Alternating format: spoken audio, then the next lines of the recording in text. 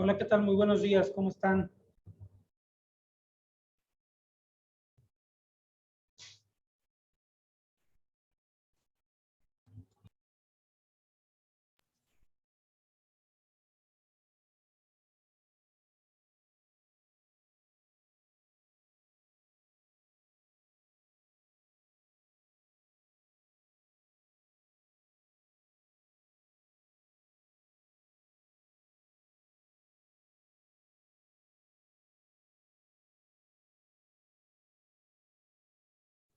Bien, pues vamos a dar inicio para respetar los tiempos de quienes ya se pudieron conectar y cumplir con la agenda.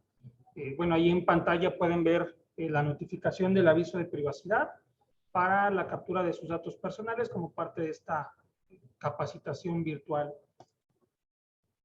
Como recordarán, en estas capacitaciones generales procuramos poner una frase que nos permita identificar un poquito cuál va a ser el sentido de lo que vamos a estar trabajando. Y bueno, en esta ocasión les pongo esta frase de Confucio que nos dice: trabaja en impedir delitos para no necesitar castigos. Siempre es mejor una política de prevención.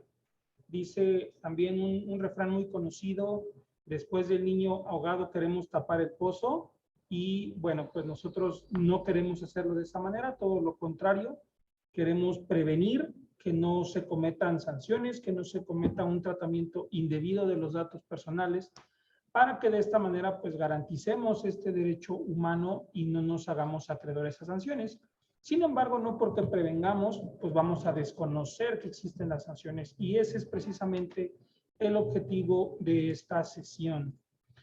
Vamos a aprender el día de hoy las medidas de apremio y las sanciones que considera la Ley de Protección de Datos Personales en posesión de sujetos obligados del Estado de Morelos. Ese es nuestro objetivo, que ustedes las conozcan, las entiendan y sepan que cuando no cumplimos con lo que nos marca la ley, pues podemos ser sujetos de una sanción o de una responsabilidad. Y bueno, quienes son abogados y la mayoría de personas sabemos que dicen que el desconocimiento de la ley no exime de su cumplimiento.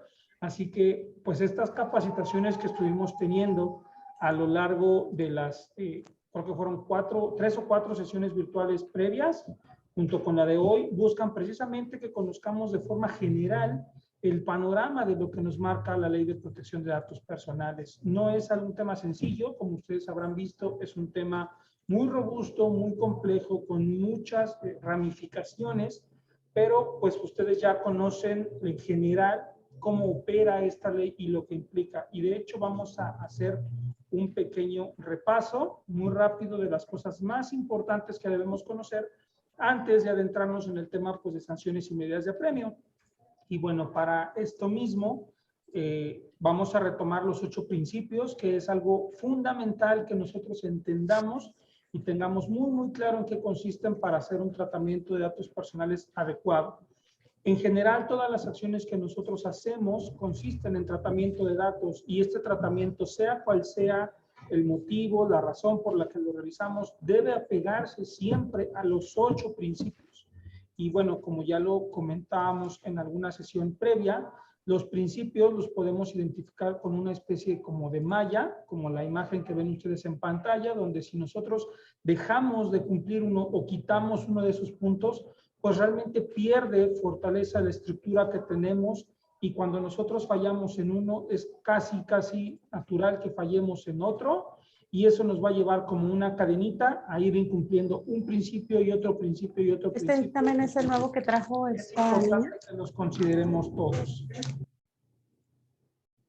El primer principio, para recordar cada uno, es el principio de calidad, consentimiento, finalidad, información, lealtad, licitud, proporcionalidad y responsabilidad. Perdón, ahí me preguntan por la lista de asistencia. La lista de asistencia la vamos a tomar al final con un cuestionario que les vamos a poner. Quienes contesten ese cuestionario van a tener la asistencia acreditada, y quienes pasen el cuestionario junto con las calificaciones de las sesiones anteriores van a poder ser acreedores a una constancia que les hayan aprobado. Eso para la respuesta. Y bueno, como les comentaba, tenemos estos 8 principios. Estos son los que nos van a regir todo el tratamiento de datos personales que nosotros realicemos en nuestra área, en nuestro trabajo y en nuestra institución y a donde quiera que vayamos. Vamos a revisar cada uno de ellos. Si alguien se acuerda, puede irme ahí haciendo comentarios en el chat o puede pedir que se le abra el micrófono para hacer un comentario si necesitan retomar algún tema. Y bueno, vamos a recordar lo que es primero el principio de calidad. El principio de calidad tiene su fundamento en el artículo 12 de la Ley de Protección de Datos Personales en posesión de sujetos obligados del Estado de Morelos. Y nos dice que consiste en general en que el responsable o el instituto, el área y la persona, vamos a ver estas tres figuras como el responsable, debe tomar para mantener exactos, completos, correctos y actualizados los datos personales en su posesión y a los que va a dar tratamiento. Esto es, que yo no tenga datos que están incorrectos porque eso me puede llevar a un mal tratamiento. Vamos a poner un ejemplo muy rápido.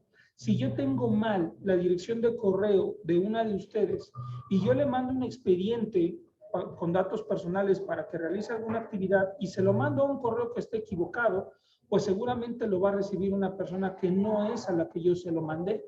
Entonces, ahí estaríamos cometiendo estaríamos en una figura de sanción porque estoy compartiendo datos con una persona no autorizada.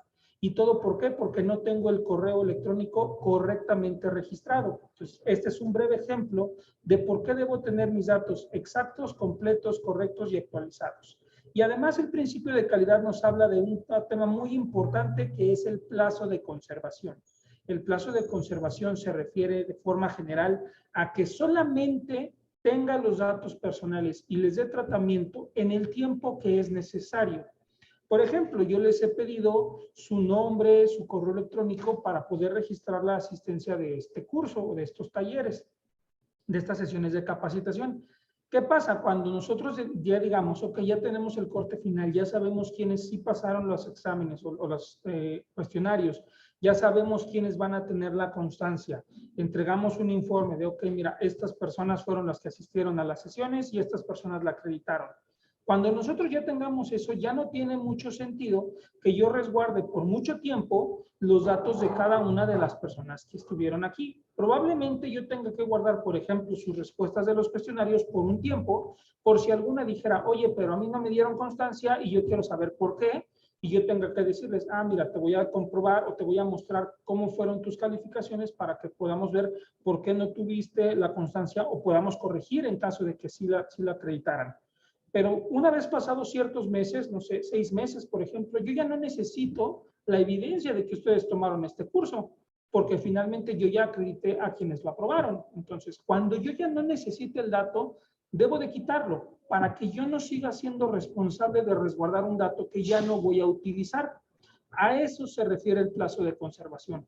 Voy a utilizar los datos de las personas solamente el tiempo que yo esté obligado, el tiempo que sea necesario para lo que yo dije que los iba a utilizar, y después de eso yo tengo que eliminarlos, bloquearlos o suprimirlos para que yo ya no tenga la obligación de resguardarlo y de esa manera también se proteja a las personas al no estar teniendo sus datos pues por tiempos indefinidos o por plazos muy grandes cuando ya no es necesario. En eso consiste el principio de calidad. Y obviamente el artículo 13 de la ley nos dice que para que nosotros podamos cumplir con este principio, tenemos que establecer y documentar procedimientos que conserven, bloqueen y supriman los datos personales. Es decir, cuando yo les decía, por ejemplo, cuando ya no utilice sus datos, los voy a dar de baja. Pero ese dar de baja no es como que yo voy a tomar el documento donde están sus datos, lo voy a romper y lo voy a echar a la basura. No, hay procesos que deben de realizarse para levantar un acta de qué datos se están eliminando, porque si el día de mañana alguna me preguntara, oye, ¿qué datos míos tienes? Y yo les dijera, no tengo ninguno, y ustedes me dicen, oye, ¿cómo no tienes ninguno? Si cuando yo tomé el curso te di mis datos, yo les puedo acreditar, es que esos datos ya fueron dados de baja, y aquí está el acta donde se señala que se dio de baja toda esa información para que ustedes tengan la garantía de que su información fue adecuadamente destruida. En eso consiste el principio de calidad.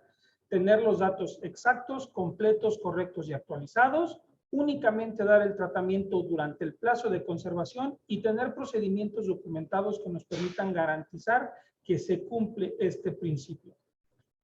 El segundo principio, el de consentimiento, este es un principio muy importante porque nos habla de la autorización de los datos personales, de la autorización para el tratamiento. Si yo les pido sus datos, ustedes tienen que autorizarme el uso de esos datos. Hay dos tipos de consentimiento, el consentimiento expreso y el consentimiento tácito.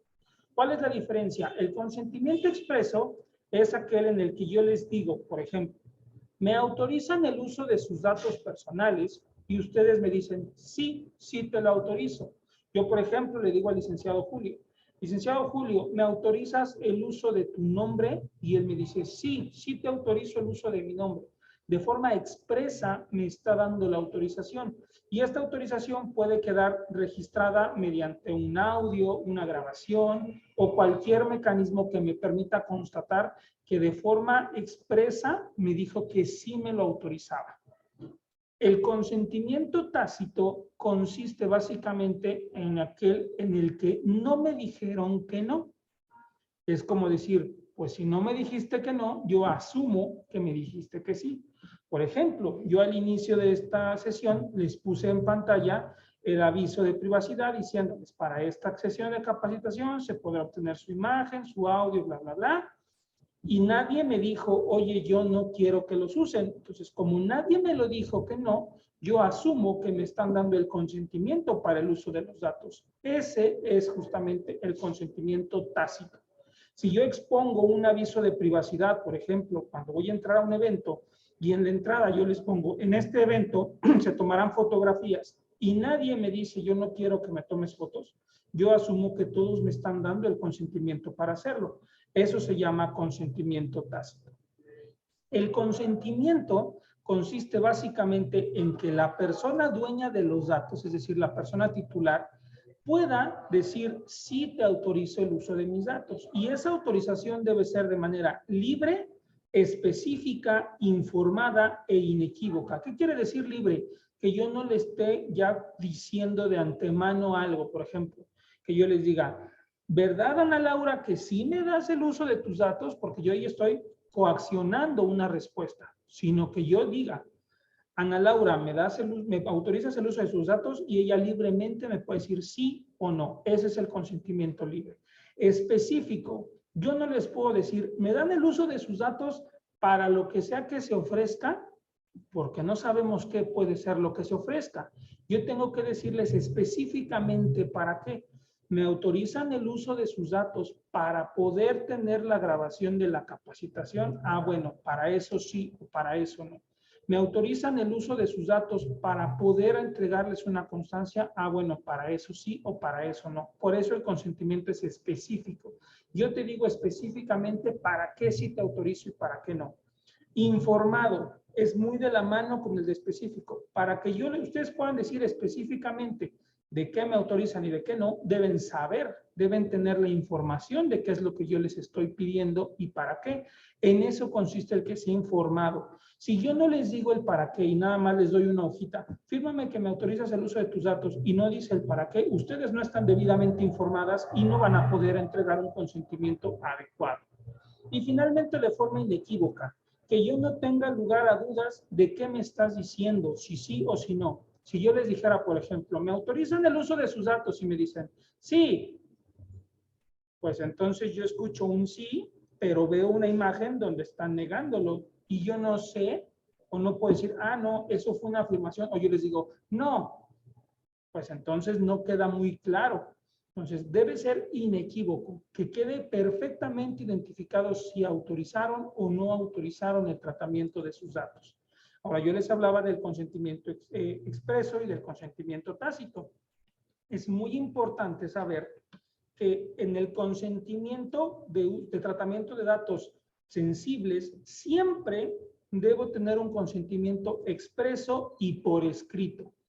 ¿Cuáles son los datos sensibles? Recordarán que son todos aquellos que me exponen a una situación de vulneración o de discriminación. Por ejemplo, mi preferencia sexual, mi estado de salud, mis ideologías religiosas, sindicales, cualquier tipo de dato que me puede exponer a un riesgo mayor o a un tema de discriminación es un dato sensible. Entonces, Si yo voy a tratar datos sensibles, siempre debo tener consentimiento expreso y por escrito. Algo, por ejemplo, muy típico que pasa en los trabajos es que nos piden nuestro tipo de sangre o un certificado médico. Los datos de salud son datos sensibles. Entonces, cuando les pidan o cuando les pidamos un dato de salud, siempre se les debe dar a firmar un consentimiento expreso y por escrito. Ahí no vale el consentimiento tácito. No basta con que yo les muestre el aviso de privacidad y como no me dijeron que no, yo asumo que eso es un sí. No. Cuando se trata en datos sensibles, siempre debe ser expreso y por escrito. Y también el artículo 22 del reglamento de la Ley de Protección de Datos nos dice que cuando se traten datos de personas menores de edad, también debo tener el consentimiento por escrito y obviamente consentimiento expreso.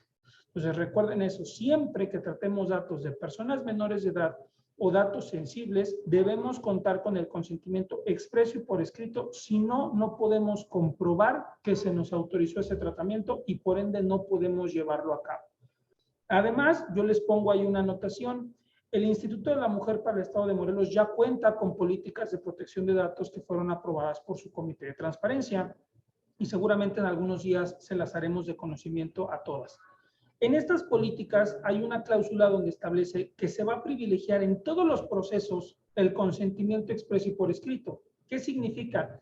Que aunque yo pueda pedirles, por ejemplo, su nombre, si yo tengo la posibilidad, que no es un dato sensible el nombre, ni es un dato de una persona menor de edad, si yo tengo la posibilidad de obtener el consentimiento expreso y por escrito, lo voy a hacer. Solo en casos, por ejemplo, para esta grabación de esta sesión que es virtual, que no tengo forma de pedirles que me lo entreguen por escrito, pues en este caso no. Pero si ustedes vienen a una reunión y les vamos a pedir esos datos, aunque no sea necesario que se expreso, para el Instituto de la Mujer sí vamos a privilegiar que se tenga consentimiento expreso y por escrito como una medida adicional para garantizar el cumplimiento de los principios de protección de datos personales. Obviamente esto no será de la noche a la mañana, será un proceso que iremos realizando de manera gradual, pero es importante que ustedes conozcan que de aquí en adelante el tratamiento que hagamos, procuremos, lo privilegiamos siempre, obtener consentimiento expreso y por escrito. ¿Hasta aquí tiene alguien alguna duda? Creo que no. Continuamos. El tercer principio, el principio de finalidad. ¿En qué consiste este? Bueno, el artículo 21 de la Ley de Datos nos dice que todo tratamiento de datos que realicemos debe estar justificado por finalidades concretas, lícitas, explícitas y legítimas, y que estas finalidades deben estar con base en las atribuciones conferidas. El responsable, que recordemos que puede ser como responsable el instituto, la unidad en la que estoy y yo como servidor público, las tres figuras entran como responsable, pueden tratar datos personales para finalidades distintas al aviso de privacidad solo cuando se cuente con las atribuciones y haya consentimiento. Es decir, yo no les puedo pedir, por ejemplo, sus datos personales para hacerles un contrato, porque la unidad de transparencia no tiene como atribución la celebración de contratos. Entonces, si el licenciado Julio, como titular de la unidad, les pidiera sus datos para hacerles un contrato de trabajo, él estaría incumpliendo el principio de finalidad, porque él no tiene atribuciones para realizarlo.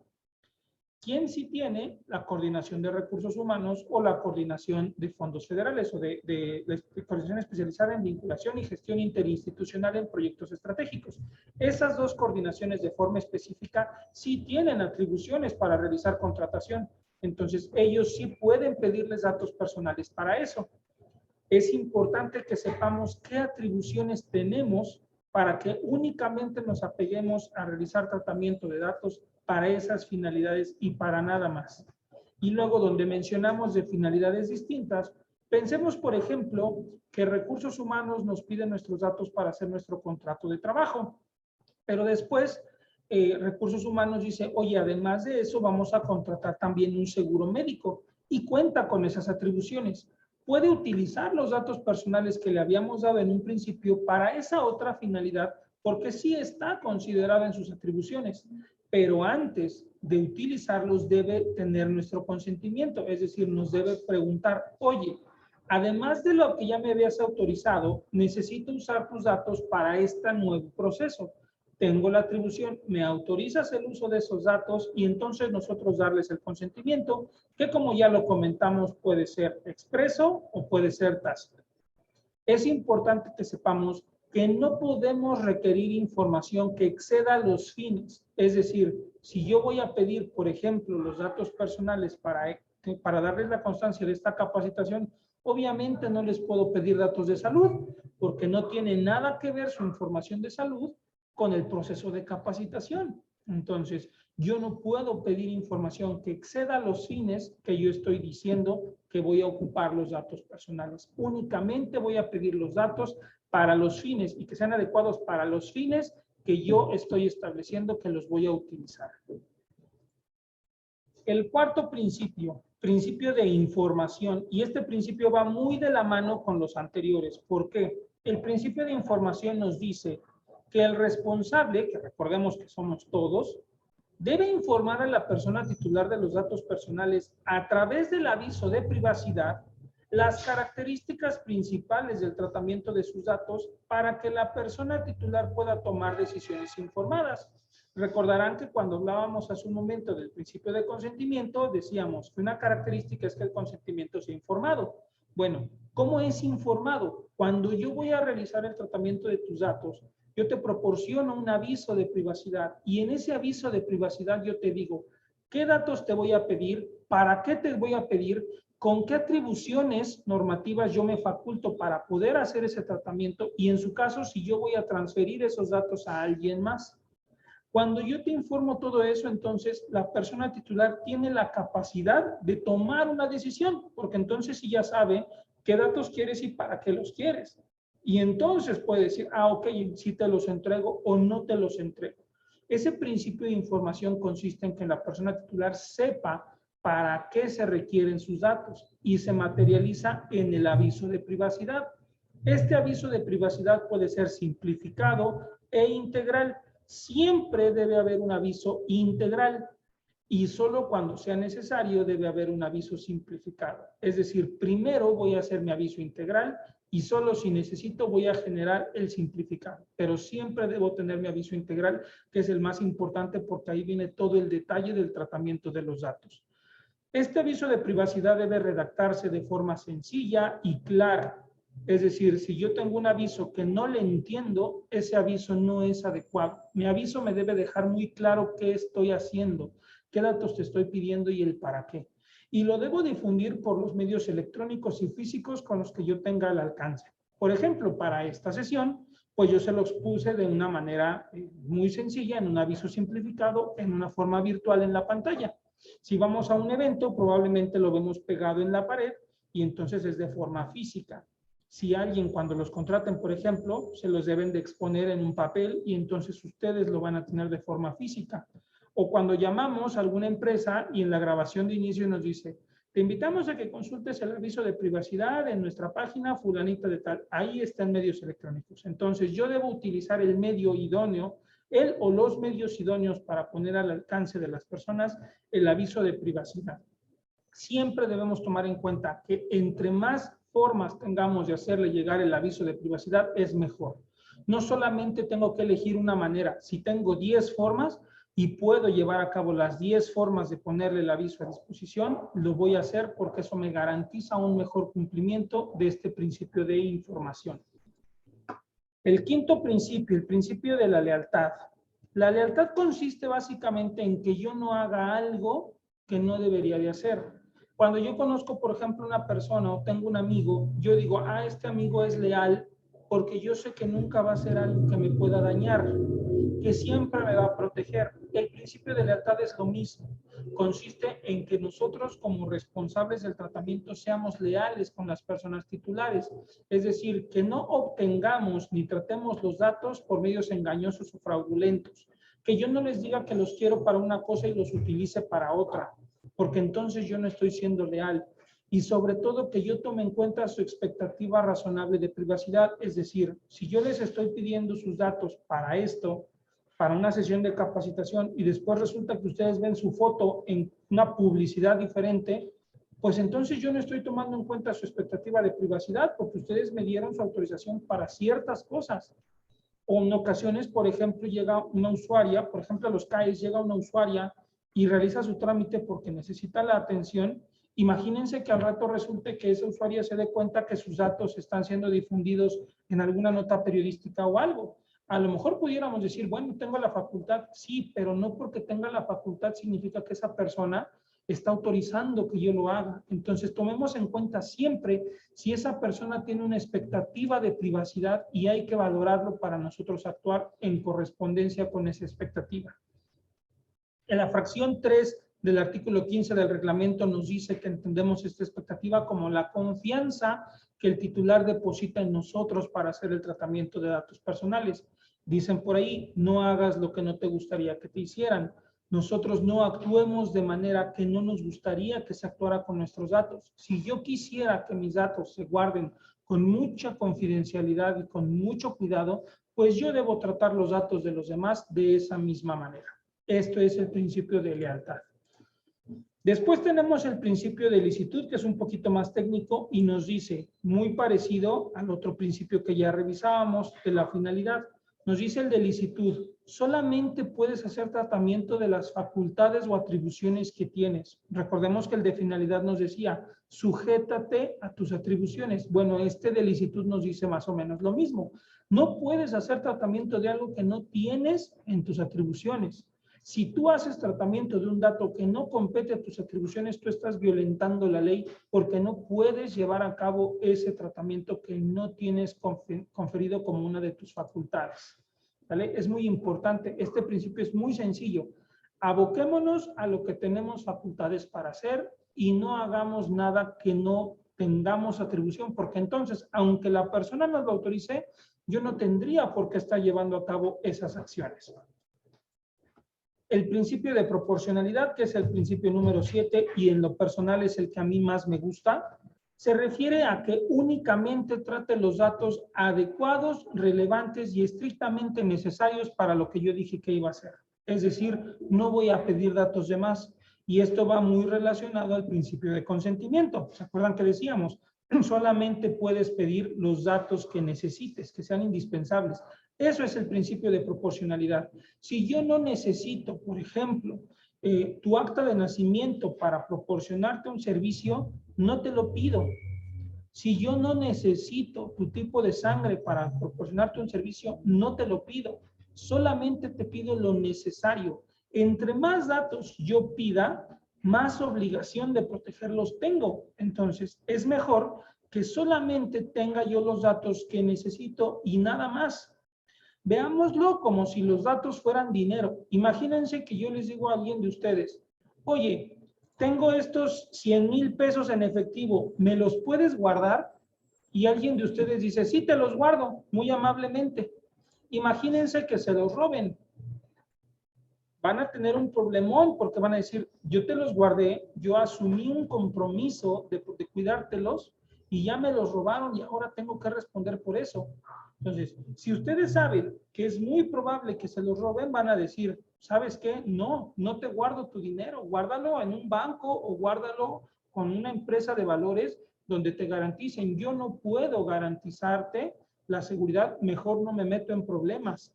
No voy a guardar dinero que no es mío. Pensémoslo igual con los datos. No voy a guardar datos que no necesito tener. Si no los ocupo y no los voy a utilizar, no los pido. Así de fácil. Muchas veces en el proceso que realizamos día con día, ya tenemos datos que no son necesarios y que en algún momento decidimos pedirlos. A lo mejor pensamos, pues es que voy a pedir esto por si más adelante hago esta acción, pero nunca la llevamos a cabo. Entonces, hay que revisar el tratamiento que ya hacemos, hay que observarlo con una lupa muy crítica y decir, ¿realmente utilizo todos estos datos? Y si hay algún dato que no utilicemos, hay que quitarlo de nuestro proceso y decir, de aquí en adelante no lo voy a pedir. Y para quitar los que ya teníamos, que no necesitamos, vamos a llevar a cabo un proceso de mano de la unidad de transparencia para poderlos dar de baja y únicamente quedarnos con la información que es indispensable para llevar a cabo el tratamiento que yo necesito hacer. El último principio es el de responsabilidad. Es el principio más sencillo de entender y más difícil de cumplir. Porque el principio de responsabilidad nos dice, demuestra que cumpliste todos los otros demás principios. Y ya vimos 7. El de responsabilidad, que es el octavo, me dice, demuestra que cumpliste lo demás. Y eso es fácil de entender. Pero es el más difícil de cumplir porque ¿cómo demuestro que sí te di el aviso de privacidad? ¿Cómo demuestro que sí me diste el consentimiento? ¿Cómo demuestro que sí pido solamente los datos necesarios? ¿Cómo demuestro que estoy apegado únicamente a mis atribuciones? ¿Cómo demuestro que solamente realizo el tratamiento para finalidades específicas? Esa pregunta del cómo lo voy a demostrar, eso es el principio de responsabilidad. Y yo digo, ¿cómo demuestro que te di el aviso de privacidad? Ah, bueno, para esta capacitación yo lo demuestro porque tengo en la grabación la lámina donde aparecía el aviso de privacidad y donde yo les dije, si alguien no está de acuerdo con el tratamiento, me lo puede hacer de conocimiento. Y como nadie dijo que no, yo lo puedo demostrar porque tengo la grabación. Pero si yo no tuviera la grabación, ¿cómo lo demuestro? ¿Cómo puedo demostrar que solamente realizo el tratamiento apegado a mis facultades? Ah, bueno, porque yo tengo mis atribuciones debidamente identificadas y está en el aviso de privacidad. Entonces yo ahí lo puedo demostrar. Yo te puse el aviso y ahí te puse mis atribuciones y ahí te lo puedo demostrar. Pero si no te di el aviso, ¿cómo te lo demuestro? O si mi aviso no maneja cuáles son mis atribuciones, ¿cómo te lo demuestro? Eso es el principio de responsabilidad. Tenemos que empezar a pensar cómo voy a demostrar que sí estoy cumpliendo con lo demás. ¿Hasta aquí tiene alguna duda?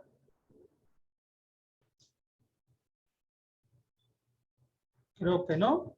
Muy bien, vamos a continuar entonces. Estos son los 8 principios. Todo lo que realicemos tiene que apegarse a los 8 principios de la protección de datos. Y ahora vamos a retomar también un poquito lo de los 4 deberes. La ley de protección de datos nos menciona 4 deberes. El deber de confidencialidad, el deber de integridad, el deber de disponibilidad y el deber de seguridad. De estos hay 2 deberes que son los más importantes, el de confidencialidad y el de seguridad. El deber de confidencialidad consiste básicamente, perdón, se me movieron las diapositivas. El deber de confidencialidad consiste básicamente en que la información que yo tenga no se la ponga a disposición de nadie que no esté autorizado. Imagínense que yo le diera esta grabación a cualquier otra persona de otra dependencia. Pues esa persona no estuvo en esta sesión y no pertenece al instituto. ¿Por qué se la voy a dar? ¿Por qué voy a permitir que lo vean o que vean sus datos? Imagínense, por ejemplo, que un hospital publique o comparte el expediente clínico con una entidad que no tiene por qué compartírsela si no están autorizados. Eso es el deber de confidencialidad. Solamente las personas autorizadas para tener acceso a los datos son quienes pueden accederlos. Nadie que no esté autorizado debe poder acceder a ellos. Y nosotros como servidores públicos, servidoras y servidores públicos, debemos guardar esa confidencialidad. Si alguien no lo hace, entonces va a incurrir en una sanción que vamos a ver un poquito más adelante.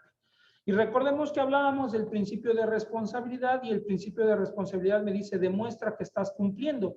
¿Cómo demuestro que voy a cumplir con la confidencialidad? Bueno, nosotros lo que vamos a empezar a hacer, y en la unidad de transparencia ya lo estamos haciendo, es firmar acuerdos de confidencialidad y no divulgación, donde me dice que los datos que me van a proporcionar para mi trabajo van a ser estos y que yo debo guardar confidencialidad de ellos. Si yo, Enrique, no lo hago correctamente, yo ya tengo, unidad de transparencia del instituto, ya tengo un documento donde yo puedo demostrar que yo le informé a Enrique que debía guardar la confidencialidad y donde Enrique se comprometió a guardar esa confidencialidad. ¿Sale? Debemos de ir generando mecanismos que nos permitan garantizar que se va a cumplir con la confidencialidad. De la misma manera, yo puedo guardar confidencialidad cuando pongo mis expedientes tal vez en un archivero con llave y yo así garantizo que nadie que no esté autorizado los vea. O yo puedo poner una bitácora donde cada vez que alguien consulte un expediente tenga que firmar de que está consultando ese expediente y yo puedo saber quiénes están teniendo acceso a la información en él. Yo voy a tomar las medidas necesarias para garantizar el deber de confidencialidad. Y debo guardar este deber durante todo el tratamiento. Porque probablemente, por ejemplo, en un CAE tal vez la trabajadora social tiene acceso a unos datos y luego se los pasa quizá con la psicóloga o con la abogada y después lo pasa a la coordinadora y se da un tratamiento entre varias personas. Todas las personas que participen en el proceso deben guardar confidencialidad de la información a la que tienen acceso. No nada más la titular del área debe guardarlo. Todas las personas que participemos debemos guardar esta confidencialidad. El deber de integridad y el deber de disponibilidad.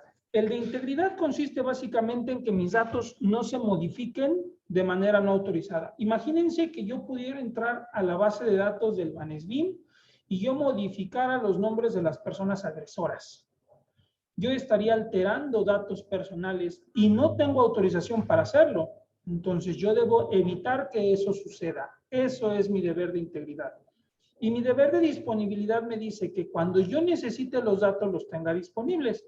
Porque imagínense que yo tenga los datos, por ejemplo, de sus cuentas bancarias en una computadora que tiene contraseña y que tiene huella digital, bla, bla, bla.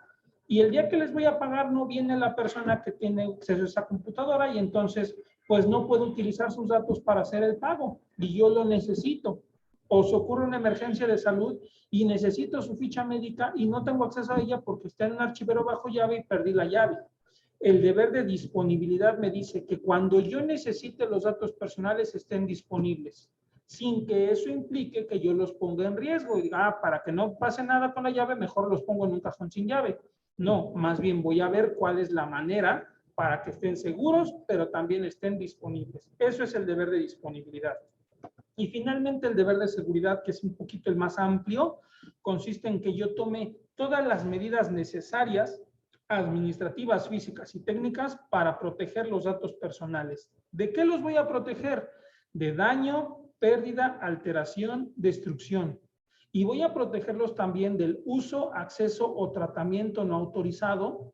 Y este deber me dice también que debo garantizar la confidencialidad, la integridad y la disponibilidad.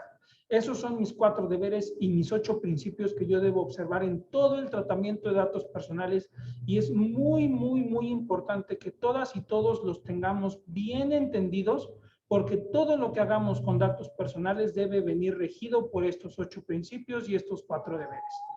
¿Alguien tiene alguna duda?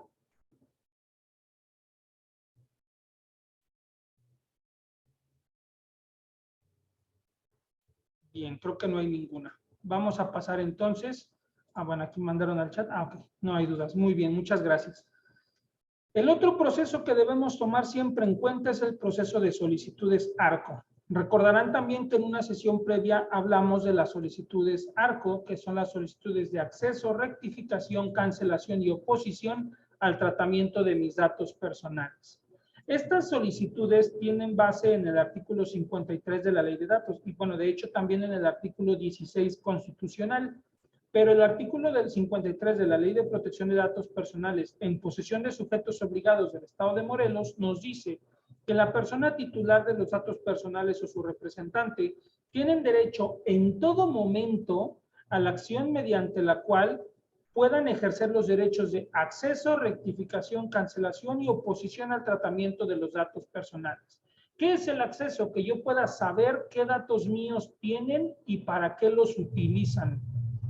Rectificación, que si hay un dato equivocado, yo pueda pedir que se corrija para que tenga calidad. Cancelación, que yo ya no quiera que tengas mis datos personales, que yo te pida que los elimines. Y la oposición, que yo te permita que los sigas teniendo, pero ya no los utilices para alguna cosa. Por ejemplo, el de oposición se los voy a explicar un poquito más porque es el más complejo. Imagínense que yo les pido sus datos personales para entregarles la constancia, para acreditar que tuvieron esta capacitación y para enviarles publicidad. Y se los pido para 3 cosas. Y entonces ustedes me lo autorizan. Pero más adelante dicen, ¿sabes qué? Quiero oponerme a que utilices mis datos para el envío de publicidad. Entonces, te voy a dejar que los tengas, pero ya no quiero que los uses para enviarme publicidad. De las 3 cosas para las que yo te lo autoricé, para esta ya no quiero que lo utilices, solamente para estas 2. Eso es el derecho de oposición. Te permito que los tengas, pero me opongo a que los utilices para una finalidad específica. Mientras que el de cancelación es, ya no quiero que los tengas, quiero que los elimines. Obviamente hay condiciones, porque tal vez los datos no puedan ser eliminados, porque por alguna razón normativa, algún tema de auditoría o algo así, yo los necesite. Pero tú me lo puedes pedir y yo te tendré que demostrar por qué no puedo eliminarlos. O en su caso, si sí los puedo eliminar, hacer la eliminación e informarte que ya atendí tu derecho. Pero es tu derecho pedir el acceso a la rectificación, la cancelación y la oposición de tus datos personales. Pero por otro lado, como personas servidoras públicas, es nuestra obligación garantizar estos 4 derechos para las personas que sean titulares de los datos que nosotros tratamos. ¿Sale? Ahora, el artículo 83 del reglamento de la ley nos dice que la unidad de transparencia será responsable de turnar las solicitudes de derechos ARCO que se reciban y que van a ser las unidades administrativas quienes, de acuerdo a sus atribuciones, deban ejercer o deban garantizar este derecho. Es decir, imagínense que llega una solicitud y nos diga, quiero que elimines mis datos de la base de datos de recursos humanos. La solicitud la recibe la unidad de transparencia y la unidad de transparencia va a decir, ok, si cumple con todo lo que la ley señala, cumple con los requisitos y se la va a pasar a recursos humanos. Y recursos humanos es quien debe de garantizarlo porque él es quien tiene los datos personales. O imagínense que llega una solicitud de acceso y nos dice, quiero acceder a los datos que tienes míos en tu base del Banesbim. La unidad de transparencia va a recibir la solicitud y se la va a turnar al CAE porque el CAE es quien tiene el Banesbim. Entonces, si bien la unidad es quien recibe la solicitud, quien la atiende y garantiza el derecho del que se esté tratando es la unidad administrativa o las unidades administrativas que posean esa información. Por eso es muy importante que sepan que existen estas solicitudes de derechos ARCO. Y bueno, ¿qué pasa cuando se hace una solicitud de derechos ARCO a una institución y esta institución no garantiza mi derecho? ¿Qué pasa si yo le pido mi acceso a datos personales al Instituto de la Mujer y el Instituto de la Mujer no lo atiende y entonces ignoró mi derecho? Existe algo que se llama recursos de revisión de derechos ARCO.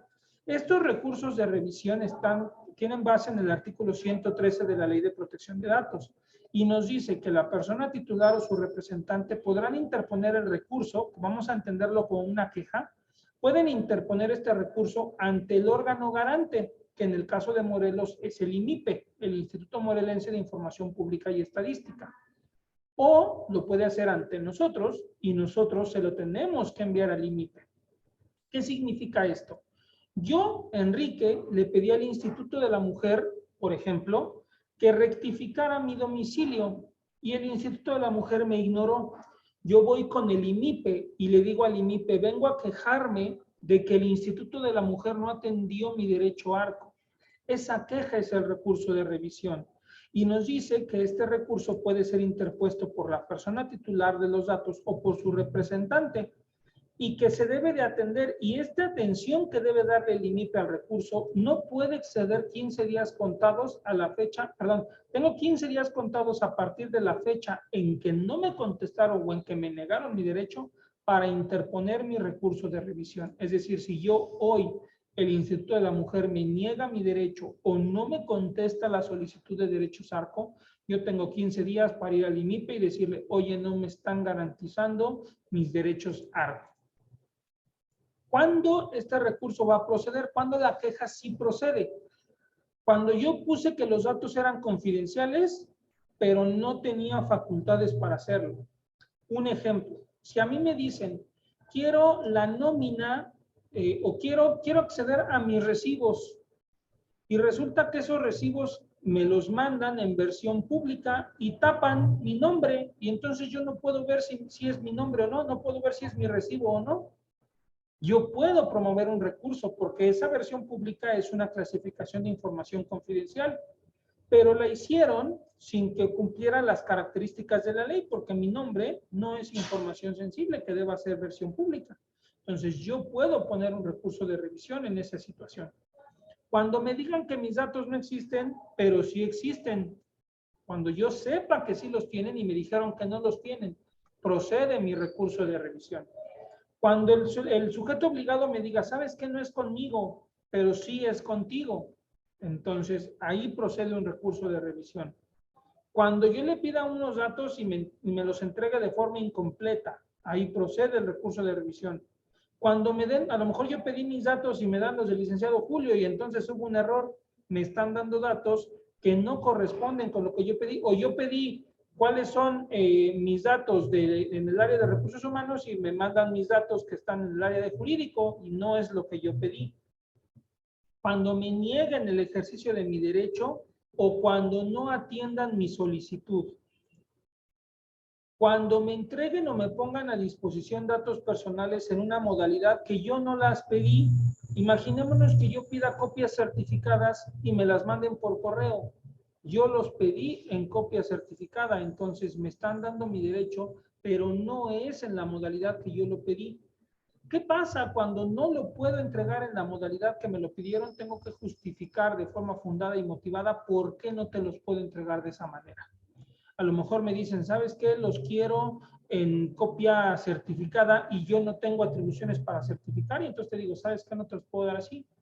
O me los pides en copia simple, pero por alguna razón no te los puedo entregar así y te los tengo que entregar por electrónico y entonces te tengo que decir fundada y motivadamente por qué no te los entrego en la modalidad que tú lo pediste. Pero yo debo de garantizar de la mayor forma posible entregártelos de la forma en la que tú me los pediste.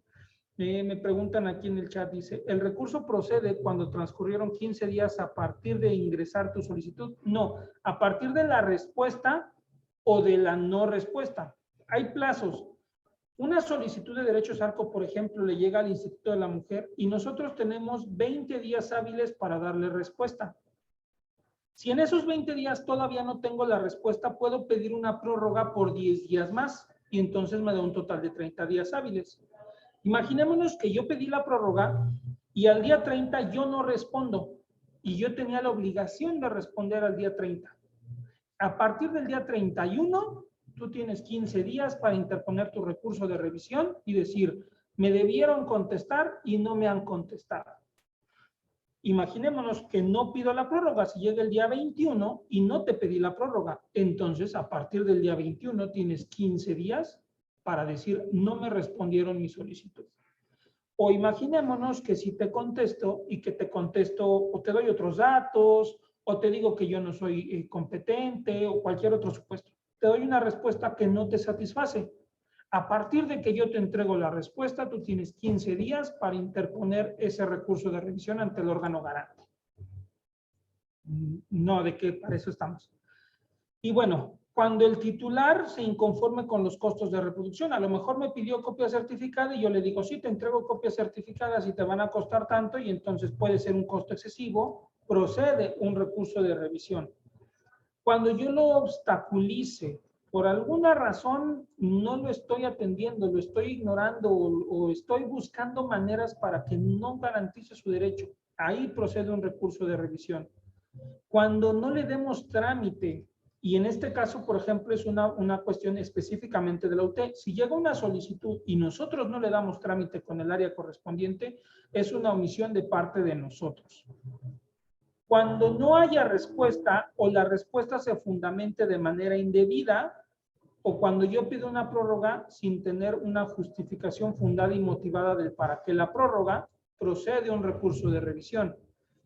Cuando yo entregue una respuesta o no la entregue, y si la entrego tenga deficiencia o insuficiencia en su fundamentación, y cualquier otro caso que pueda tener alguna otra ley en la materia.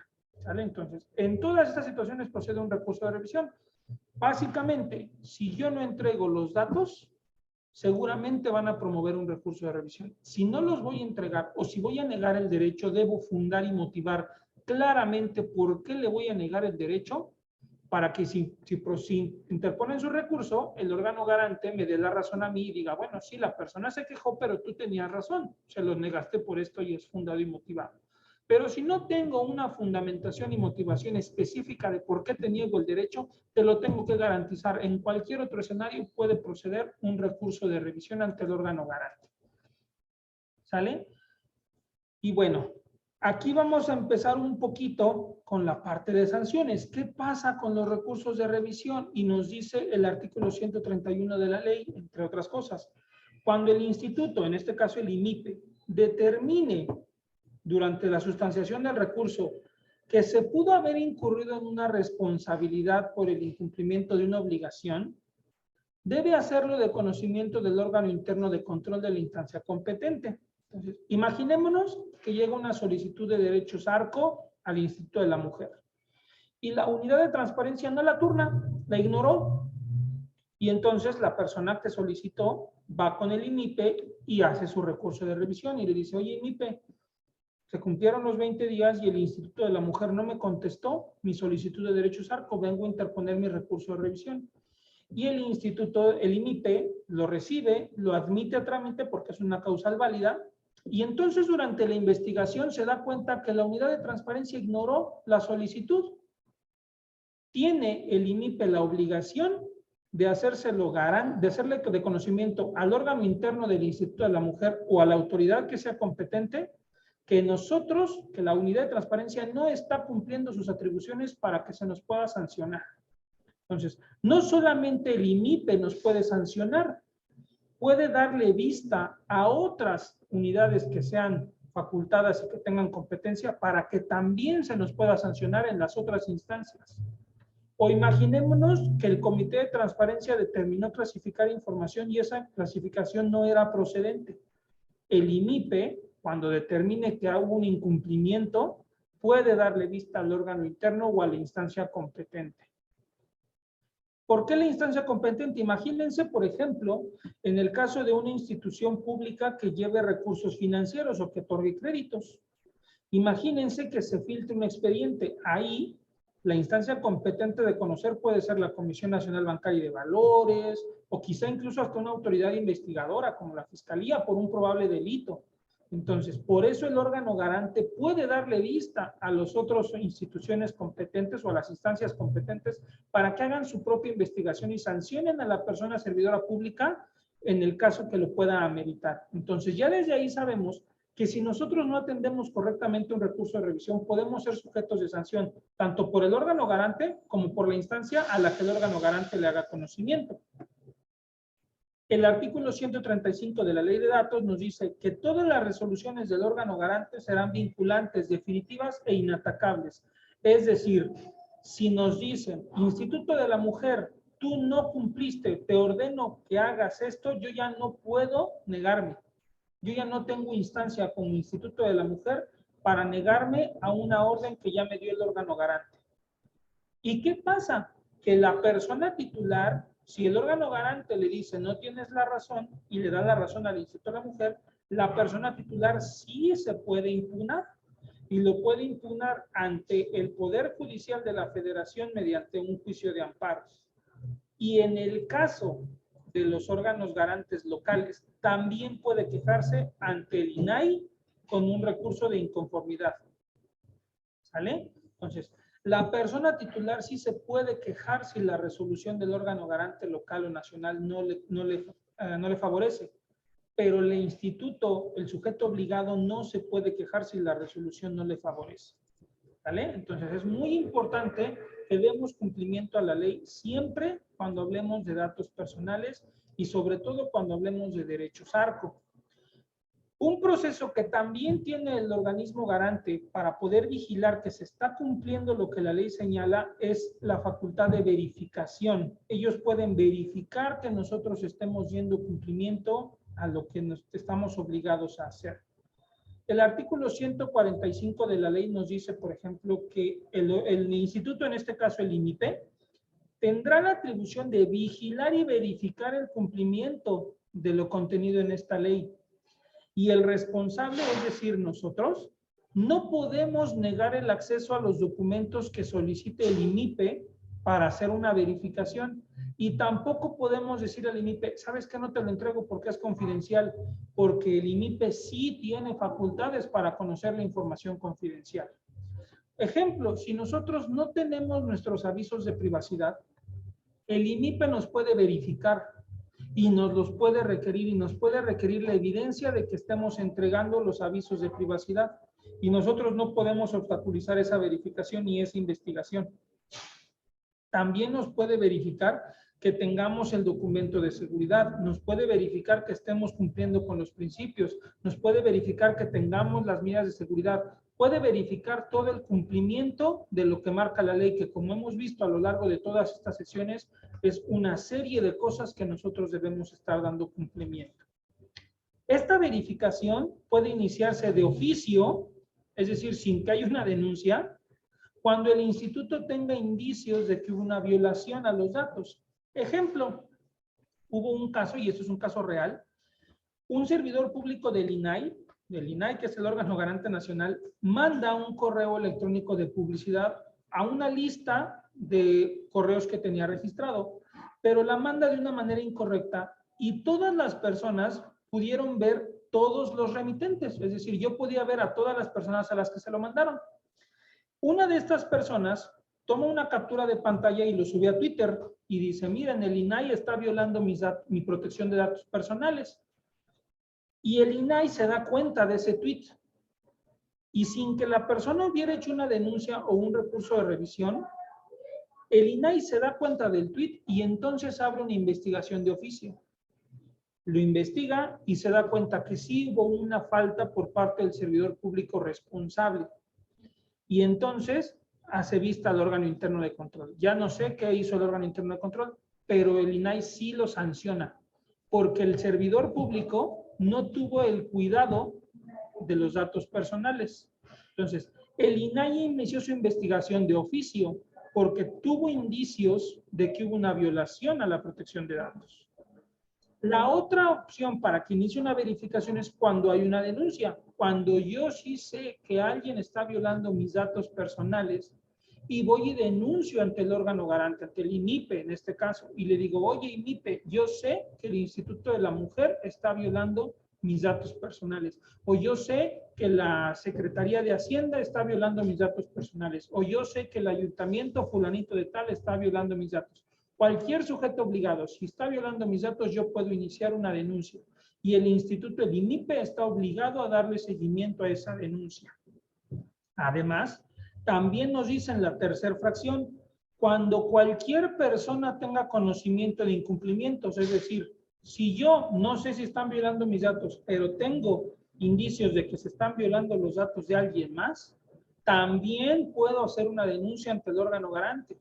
Entonces, fíjense las opciones que tiene el órgano garante para hacer una verificación cuando él solito se dé cuenta de que puede haber una violación, cuando alguien vaya y se queje de que están haciendo violación a sus datos, o cuando alguien vaya y le diga que se está haciendo violación a los datos de alguien más. Y en todo momento el órgano garante debe de hacer una verificación y demostrar o comprobar si sí hubo violación. Y si lo hubo, como ya lo vimos, puede hacerlo de conocimiento de las instancias competentes para que proceda la sanción que aplique. Y obviamente, cuando haga esta verificación, puede hacer todas las investigaciones previas que considere necesarias para saber si sí hubo una violación y por qué la hubo. Cuando existan violaciones a los datos, el INIPE puede ordenar medidas cautelares si es que se identifica un daño inminente o un daño irreparable en tema de datos. Siempre que estas medidas no impidan que el sujeto obligado pueda seguir con sus funciones. Por ejemplo, imagínense que digan, sí, se filtró la base de datos de la nómina. Y entonces digan, ¿sabes qué? Pues ahora no puedes usar la base de datos de la nómina y entonces no le vas a poder pagar a tus empleados. Esa medida no procede porque va a impedir que el sujeto obligado siga pagando y es una obligación de él. Entonces, sí se pueden tomar medidas cautelares siempre y cuando éstas no obstaculicen el trabajo del sujeto obligado. Y obviamente el sujeto obligado tiene que demostrar que esa medida obstaculiza su trabajo. Y además estas medidas solo pueden ser correctivas y temporales, es decir, te puede ordenar que hagas algo en tanto tomas las medidas necesarias para garantizar que no vuelva a existir la violación que ocurrió en su momento. Por ejemplo, en el caso que les platicaba del que envió los correos mal, una medida cautelar fue que ya no podía hacer un envío de correos en tanto no se capacitara de manera adecuada. Entonces, cuando ya se garantizó que este servidor público ya estaba capacitado, entonces podía seguir haciendo el envío de correos. Entonces, puede ser medidas del tipo que quieran, depende el tipo de violación y la gravedad de la violación a los datos personales.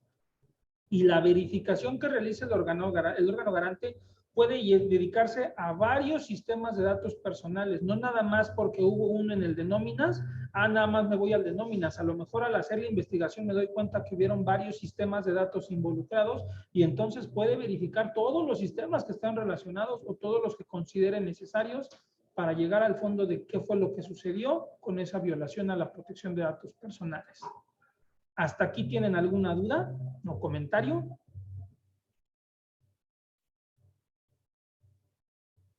Creo que no hay ninguna. Muy bien. Vamos ahora sí, con todo este preámbulo, ya sabemos que debo cumplir los principios, ya sabemos que debo cumplir los deberes, ya sabemos que debo garantizar los derechos ARCO y ya sabemos que hay recursos de revisión y que hay verificaciones con las que el órgano garante, para el caso de Morelos, el IMIPE, puede tomar acción en el caso de las violaciones a la protección de datos. Pero eso deriva en ¿qué? Medidas de apremio y sanciones. Y este propiamente es el tema más relevante de esta sesión. ¿A qué me puedo hacer acreedor si yo no protejo los datos? ¿A qué me puedo hacer acreedor si yo no cumplo los principios y los deberes o si yo no garantizo los derechos ARCO? Bueno, primero las medidas de apremio. El artículo 153 de la Ley de Protección de Datos Personales en posesión de sujetos obligados del Estado de Morelos nos dice que el IMIPE puede imponer las siguientes medidas de apremio para asegurar el cumplimiento de sus determinaciones. Es decir, las medidas de apremio aplican solo para garantizar el cumplimiento de las determinaciones del órgano garante. Cuando el órgano garante determina algo, para que eso se cumpla, están las medidas de apremio. Y hay dos tipos de medidas de apremio, la amonestación pública y la multa.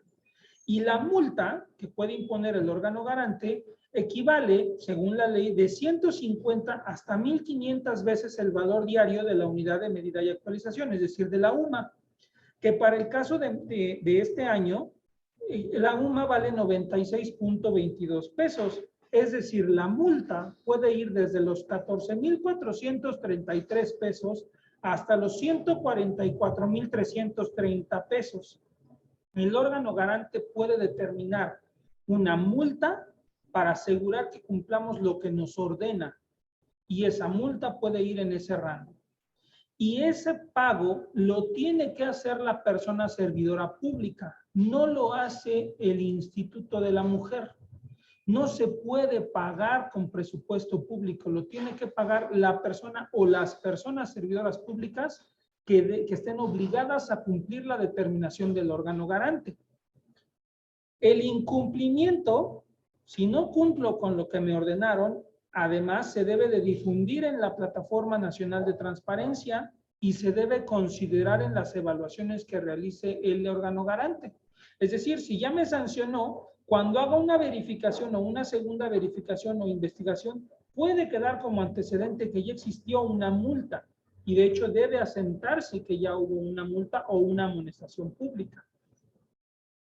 Cuando este incumplimiento del cual deriva la medida de apremio implique una comisión de un delito o una conducta que se señale en el 168 de la ley, que vamos a ver ahorita, el órgano garante debe denunciar los hechos ante la autoridad. Entonces, otra vez, no solamente se queda en la sanción que el órgano garante nos imponga o en la medida de apremio, también debe de está obligado a hacer la denuncia correspondiente ante la instancia competente para que se investigue a fondo, ¿vale? No es nada más pues ya me dieron una amonestación pública y ya, no.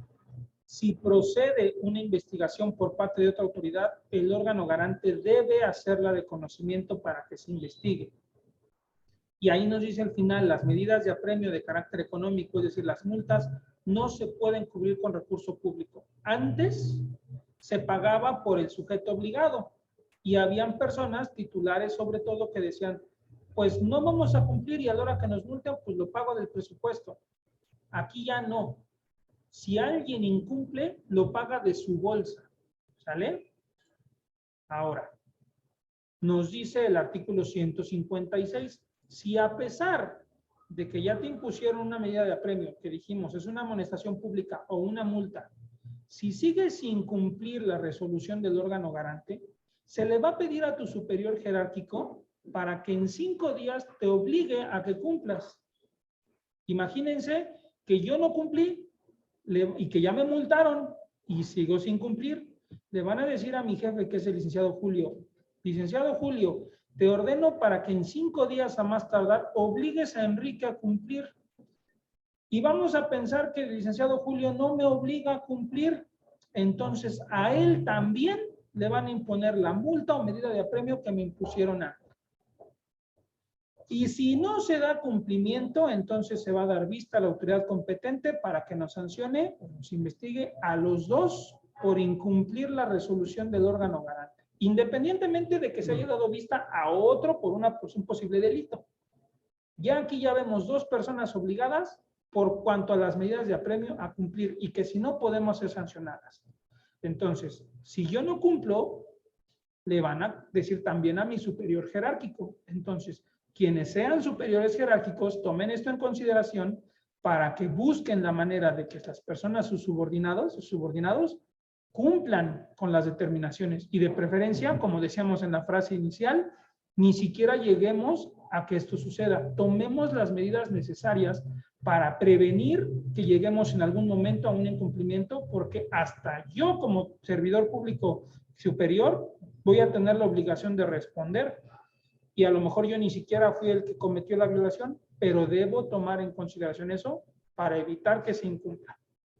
Y nos dice también el 157 de la ley, que para calificar las medidas de apremio se debe considerar la gravedad de la falta, el daño causado, la intencionalidad, la duración del incumplimiento y la afectación a las atribuciones. Es decir, a lo mejor yo solamente, o en el caso que les platicaba del INAI, pues solamente se filtraron correos y a lo mejor muchos no ponían en riesgo a nadie porque muchos eran cuentas genéricas. Tal vez no fue una falta tan grave, tal vez no se causó un daño grave y no hubo intencionalidad, fue un error técnico. Y a lo mejor se dio cuenta rápido y pues procuró evitarlo. Entonces, todo eso se toma en cuenta para la multa. Pero imagínense si hubiera venido de que una persona filtró un expediente, imagínense que alguna persona que tenga acceso a los expedientes del CAE filtrara el expediente de alguna mujer víctima de violencia. Ahí la falta es grave. Hubo intencionalidad de filtrar el expediente. Y puede haber un daño grave para la persona. Entonces, todo eso se considera a la hora de que el órgano garante te sancione. Y por supuesto, se va a considerar a la hora de que lo investigue otra instancia que también tenga competencia para hacerlo. Se va a tomar en cuenta para la multa la condición económica del infractor. Seguramente no va a ser lo mismo si multan a una persona con un ingreso menor que si multan a una persona con un ingreso superior. Entonces, sepamos que se tome en cuenta eso. Y se tome en cuenta la reincidencia. Si ya me habías hecho una amonestación pública y me vuelvo a equivocar, seguramente ya no me vas a hacer otra amonestación pública. Ahora, muy probablemente ya procedas a la multa, porque ya te lo habían dicho y no hiciste caso. Entonces, la reincidencia te toma en cuenta también para el tema de las medidas de apremio. ¿Qué nos dice el 158? Cuando haya reincidencia, el instituto puede imponer una multa equivalente de hasta el doble de la que se hubiera determinado en un principio. El instituto, recordemos, nos referimos al INIPE. Y se va a considerar reincidente a la persona que ya haya tenido una infracción y cometa otra del mismo tipo o naturaleza. Para el caso de las amonestaciones públicas, esas las impondrá también el órgano garante y las va a ejecutar la persona superior jerárquica inmediata de la persona infractora. Es decir, si a mí me imponen una medida de apremio de una amonestación pública, la debe ejecutar el licenciado Julio, que es mi superior jerárquico inmediato. ¿Vale? ¿Hasta aquí tienen alguna duda con las medidas de apremio? Y recordemos, es fundamental que recordemos, las medidas de apremio aplican para asegurar el cumplimiento de las determinaciones del órgano garante. Cuando el órgano garante da una determinación, aplican las medidas de apremio. ¿Sale? Ahora vámonos a las sanciones. Las sanciones aplican ante el incumplimiento de las obligaciones que nos marca la ley. Aquí ya no es para asegurar lo que el órgano garante dijo. Aquí es, incumples la ley, te aplica una sanción. Por lo cual podemos entonces decir que pudiera haber un caso en la que el órgano garante no se vaya por la medida de apremio, sino por la sanción. ¿Cuáles son las sanciones? Nos dice la Ley de Protección de Datos Personales en posesión de sujetos obligados del Estado de Morelos en su artículo 163. Es motivo de sanción, 1, actuar con negligencia, dolo o mala fe durante la sustanciación de una solicitud de derechos ARCO. Es decir, a mí me llega como unidad de transparencia la solicitud, yo se la turno a RH y RH dice, ¿sabes qué? No le vamos a mandar todos sus datos, le vamos a mandar nada más la mitad. ¿Por qué? Porque no quiero, porque esa persona que me lo está pidiendo me caía mal.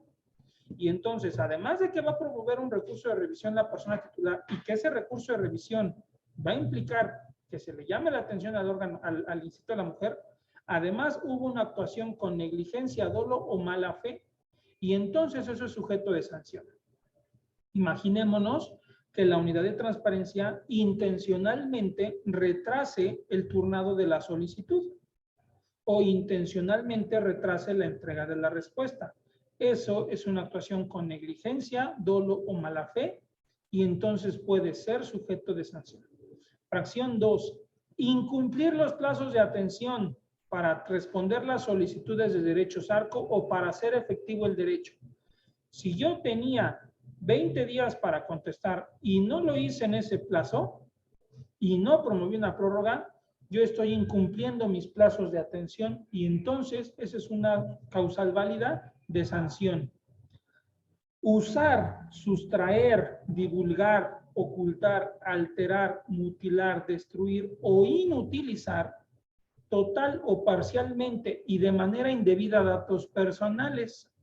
¿Se acuerdan que yo les decía, ya no necesito estos datos, los rompo y a la basura? Eso es una destrucción indebida, porque yo no tengo un proceso o no seguí el proceso correspondiente para la supresión de los datos.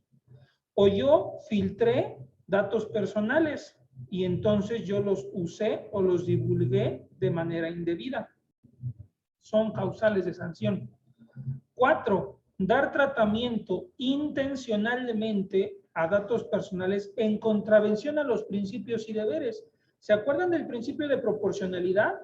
Y el principio de proporcionalidad me dice, solamente debes pedir los datos necesarios, no pidas datos extra, porque por si acaso se me llegan a ofrecer, no, pide lo necesario, lo indispensable. Bueno, ese es un principio. Y entonces, si yo intencionalmente pido datos adicionales que no necesito, estoy actuando en contravención al principio de proporcionalidad. Y si yo actúo en contravención a un principio de manera intencional, y obviamente eso es un tratamiento de datos, yo estoy en la causal 4 de sanciones. Entonces, así debemos tomar en cuenta que o cumplo los principios y los deberes, o cumplo los principios y los deberes, no tengo de tantas. Obviamente, yo puedo señalar que, bueno, a partir de ahora me estoy capacitando, a partir de ahora cuento con el conocimiento y a partir de ahora voy a tomar las medidas necesarias para cumplir. A lo mejor yo estaba en un incumplimiento, pero ya estoy tomando medidas resarcitorias. Eso, por supuesto, se tomará en cuenta en caso de una investigación. Pero si yo ya me capacité, si el Instituto de la Mujer ya me capacitó, ya me explicó, ya me evaluó, y yo demostré con mis evaluaciones que sí entendí lo que me enseñaron y sigo incumpliendo, pues obviamente cuando venga una sanción no voy a poder decir es que yo no sabía o es que no contaba con las medidas. ¿Qué hiciste? Porque ya conoces, ya aprendiste, ya se te dieron los mecanismos. Entonces ya es tu responsabilidad cumplir con los 8 principios y con los 4 deberes. 5. No tener el aviso de privacidad o que mi aviso de privacidad no cuente con los elementos que se refiere el artículo 18 de la ley. Con las personas titulares de las unidades administrativas y sus enlaces de protección de datos ya hablamos del aviso de privacidad. Entonces, quienes ya tuvieron esa capacitación, ya saben con lo que deben cumplir. No tener el aviso o que su aviso esté incorrecto entra en la causal 5 de las sanciones. Entonces, para que lo tomen en cuenta. Y las personas que no han asistido a las capacitaciones y que traten datos personales y que sean sobre todo las personas titulares de las áreas, tómenlo en cuenta para que si no han tomado la capacitación, nos la soliciten y les expliquemos y empecemos a trabajar con esos avisos de privacidad. Porque para que evitemos caer en esta causal de motivo de sanción. La 6, clasificar como confidenciales con dolo o negligencia datos que no cumplan las características de la confidencialidad. Todos los datos personales de inicio son confidenciales, pero hay algunos que por obligaciones de transparencia debemos publicar. Esos son datos personales, pero ya no son confidenciales. Si nosotros o algún área clasifica esos datos que no cumplen con las características necesarias para ser confidenciales, entonces incurren en esta causal y también puede haber una sanción. Incumplir el deber de confidencialidad, es decir, que yo esté divulgando información confidencial. Yo les decía, en la unidad de transparencia de forma particular ya tenemos acuerdos de confidencialidad. Si incumplimos ese convenio, pues es todavía mayor, porque yo ya no puedo decir, es que no sabía. Que para empezar la ley dice, como hablamos al inicio, desconocimiento de la ley no te exime del cumplimiento. Bueno, además de eso, ya firmamos un acuerdo. Entonces ya no hay de que es que yo no sabía o no tenía muy claro. Ya tenemos muy claro. Incumplirlo es un motivo de sanción. No tener las medidas de seguridad necesarias. Eso es un motivo de sanción. Tener vulneraciones a los datos por falta de medidas de seguridad. Oye, se te filtró el expediente, ¿por qué? Pues es que lo tenía en el escritorio de la recepción y alguien vino y lo tomó. No había seguridad que protegiera ese expediente porque lo tenías en el escritorio de la recepción. Entonces, ahí hubo una vulneración por falta de medidas de seguridad. Eso es un motivo de sanción. Que nosotros hagamos transferencia de datos personales en contravención de lo visto en la ley. Ya también hablamos de lo que fueron las transferencias y remisiones y lo vamos a retomar durante el segundo semestre en nuestra nueva capacitación para quienes no la hayan podido tomar. Perdón. Pero si hacemos transferencia de datos contraviniendo lo que nos marca la ley, entonces también es motivo de sanción. Obstruir la verificación que haga el órgano garante, eso es motivo de sanción. Crear bases de datos personales contraviniendo la ley. Yo les decía, si no tienes atribuciones, no puedes tratar los datos. Si nosotros creamos una base de datos para la cual no tenemos atribuciones, estamos cayendo en una creación de base de datos que contraviene la ley. Esta fracción en particular en el 101 hace referencia de manera mucho más específica a las instituciones de seguridad que no nos aplican. Ellos tienen criterios muy particulares, pero nosotros debemos tomar en cuenta no crear bases de datos que contravengan lo que nos marca la ley. Declarar dolosamente la inexistencia de datos personales, es decir, que yo te diga que no los tengo, pero sí los tengo, y que eso se demuestre después, eso es una causal de sanción. Omitir reiteradamente dar respuesta a las solicitudes. Si ya de por sí no atender la solicitud era una causal de sanción, bueno, si lo hago de forma reiterada, pues es también una segunda causal. Entonces, todo eso va sumando a la hora de que nos sancionen. Entregar intencionalmente información incompleta que se me requirió. Recabar datos personales innecesarios, que ya habíamos hablado de eso en varios de las causales de sanción. Bueno, pues aquí es todavía más claro. Recabar datos personales innecesarios es una causal de sanción. Comercializar los datos personales. No acatar las resoluciones del órgano garante. Ya habíamos dicho que las medidas de apremio son para garantizar que se cumpla su resolución. Bueno, pues aparte la sanción me dice que si no lo acato también entro en una sanción. Y omitir la entrega del informe anual y los informes que se refieren a una parte de la ley de transparencia. Eso es el informe anual de transparencia que nosotros debemos de entregar. Omitirlo también es una causal de sanción.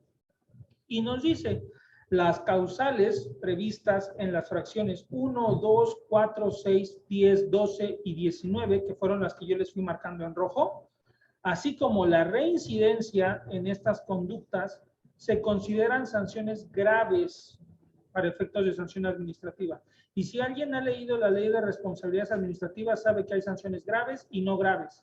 Pues esas en específico que yo les fui poniendo en rojo son sanciones graves. Y las graves tienen un método de investigación específico y tienen sanciones muy específicas que pueden ir hasta la inhabilitación del servidor público. Además de, por supuesto, la rescisión de los contratos y demás. Entonces, tengamos esto en cuenta a la hora de hacer tratamiento porque podemos ser sujetos de sanción con todas las que ya les mencioné.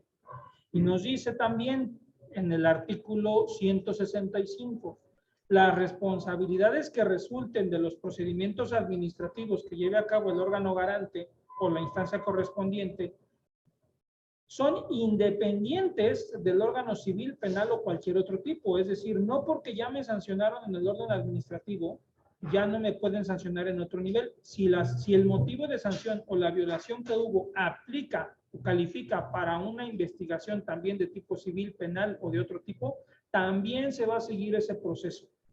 Y no porque diga, no, pero ya me sancionaron de eso, es un proceso distinto por un mismo hecho y va a ser sujeto también de las medidas que correspondan de acuerdo a la ley que aplique.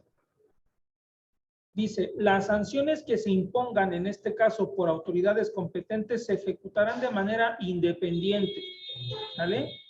Para estos efectos, el instituto, el INIPE, puede denunciar cualquier acto u omisión violatoria de esta ley y aportar las pruebas que tenga en su poder y que estime pertinentes para que se haga la investigación. Entonces, si el INIPE investiga y se da cuenta que yo clasifiqué los datos de manera indebida y eso es una sanción grave, por ejemplo, lo dará vista al órgano interno de control, le señalará que es una sanción grave y le dará las pruebas que él tiene para determinar que hubo una violación. Además de que el órgano interno hará las investigaciones correspondientes, o la fiscalía o la autoridad que corresponda para hacer la investigación. En los casos en los que el infractor, la persona infractora, sea servidor o servidora pública, que es el caso de todos nosotros, el órgano garante deberá remitirlo a la autoridad competente junto con una denuncia que tenga todo el expediente de los datos que sustenten la responsabilidad administrativa. ¿Quién sanciona los temas administrativos? El Tribunal de Justicia Administrativa. Entonces, cuando seamos servidores públicos quienes caigamos en los supuestos de infracción, se dará vista a los tribunales. Y efecto de que se sustancie ese proceso, el órgano garante deberá elaborar la denuncia que se dirija a la Contraloría, el órgano interno de control o el equivalente, señalando cuál fue el acto u omisión que se consideró y que se incumplió. Y esta denuncia dice que se remita dentro de los 15 días siguientes a partir de que el instituto tenga conocimiento de los hechos. Pues no tendría, y repito, no tendrían que pasar mucho tiempo para que se haga dicha denuncia. Hasta aquí, ¿tienen alguna duda, comentario?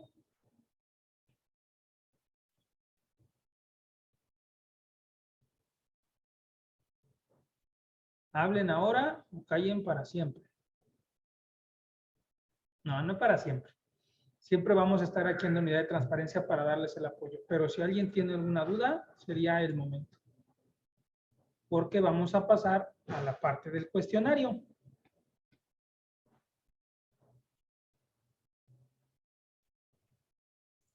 Pues creo que no hay dudas. Muy bien.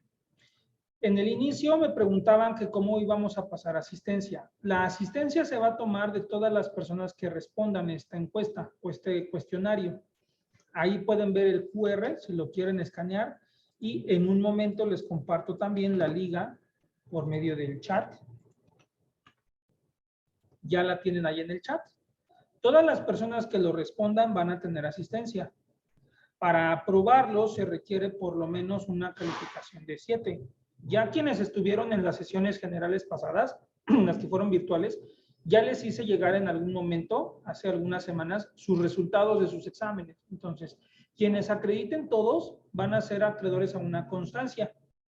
Quienes no, se les va a tomar en cuenta que participaron en el taller, pero pues no comprobaron que los conocimientos se transmitieron de manera correcta y podrán tener una nueva opción. Durante el segundo semestre volvemos a realizar estas capacitaciones generales para que las vuelvan a tomar y entonces sí puedan recibir su constancia que acredite que ya cuentan con los conocimientos necesarios. Entonces, quienes contesten esta evaluación tienen su asistencia ya de por sí y además quienes la pasen van a poder acceder junto con sus demás calificaciones a una constancia. Voy a pausar la grabación para que no corra el tiempo así. Vamos a dar 10 minutos, si les parece. Conforme las vayan terminando, me pueden ir avisando en el chat o pueden levantar aquí la mano y ya cuando veamos que la mayoría ya la tiene, pues ya podemos concluir la sesión. Tengo yo que habemos 26 participantes, entonces vamos a dar 10 minutos y en 10 minutos vemos cómo vamos.